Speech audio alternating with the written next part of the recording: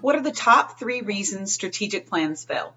It's very simple. Wrong people, number 1, wrong process, number 2, and wrong end product, number 3. So let's dive into the wrong people reason that strategic plans fail. A lot of nonprofits like to dictate or delegate the strategic planning process. So they might tap the executive director or staff and say, hey, this is on you, write something up and submit it to us for review and approval. That can create lots of problems because we know that if there is not buy-in from the board and staff and the team, the strategic plan is most likely to fail. So if you don't have the entire team or at least your decision makers involved, that could be a problem.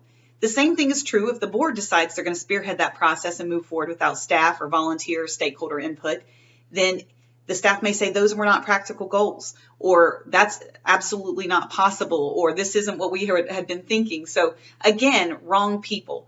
Making sure that you have the right people in the process, whether it's staff, stakeholders, volunteers, and board members, is the first step to making sure your plan does not fail.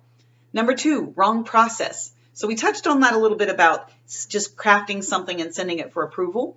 The most successful processes are ones that allow people to brainstorm individually and share their individual visions for the organizations and creative ideas, to have small group discussions so that we can say, hey, are we saying the same thing in different ways? And finally, to achieve consensus and say, we all agree that this is the best step forward. So when you skip retreats or planning sessions that allow the group to brainstorm individually, talk collaboratively, and agree on the next steps, you miss an important opportunity to set your organization's plan up for success. So the process should not be tackled like, oh, we're going into a writing or a crafting session behind closed doors. It should be interactive, dynamic. It should be engaging with members of your team. Finally, wrong end product. A strategic plan should be like an itinerary on a trip for your organization. It's the roadmap that's guiding your organization. It should provide enough detail that we know we are going to be in this place by this date, and that these are the indicators of success. So we should expect to see in every end product some of those long-range goals, maybe it's 3 or 5 years.